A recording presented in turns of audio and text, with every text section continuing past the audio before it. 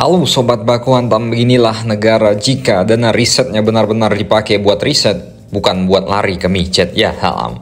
Beritanya melansir dari airspacereview.com, Angkatan Laut Rusia akan menerima 12 kapal perang baru hingga akhir tahun 2024. Kapal yang akan diterima ini termasuk kapal perang untuk perairan biru alias untuk mengarungi samudra dan juga kapal selam nuklir, kata Panglima Angkatan Laut Laksamana Alexander Moiseyev atau yang biasa dipanggil Engkos Empang ini.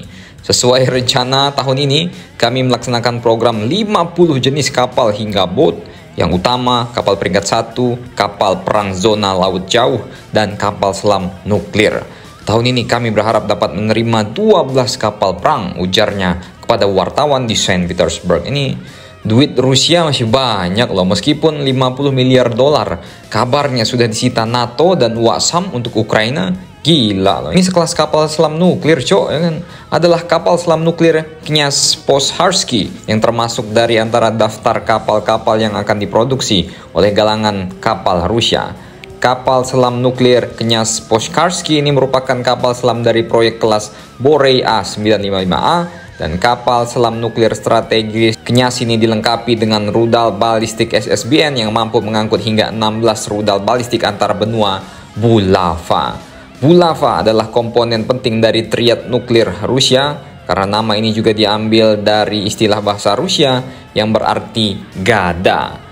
Bulava adalah versi kapal selam dari Topol M, lebih ringan dan lebih tipis, namun meskipun setipis pantat mantan kalian, namun ini bisa menghancurkan satu kecamatan nama kantor camat-camatnya ya kan.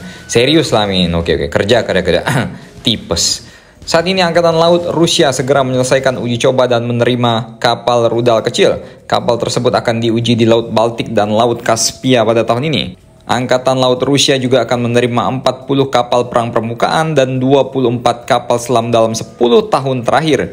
Jika kita bandingkan dekade sebelumnya, bahkan sebelum perang, yang hanya 3 kapal selam yang diterima oleh Angkatan Laut Rusia. Jadi perang memang merubah banyak hal, merubah postur Angkatan Laut, Angkatan Darat, dan Angkatan Udara Rusia, yang pastinya juga merubah anggaran dan postur pertahanan bagi anak buah Bapak Vladimir Putin al-Moskowi al-Inter Miami. Jadi kalau ada yang bilang udah perang baru beli senjata, ditempeleng ente sama Xi Jinping bos, sama Perdana Menteri Australia ya kan.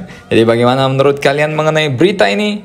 Silahkan komentar dan baku hantam kalian di samping bakmi babi langganan Putin di Kremlin. Nggak salah saya di mana kalau saya nonton gambar porno, film porno. Wong saya suka kok.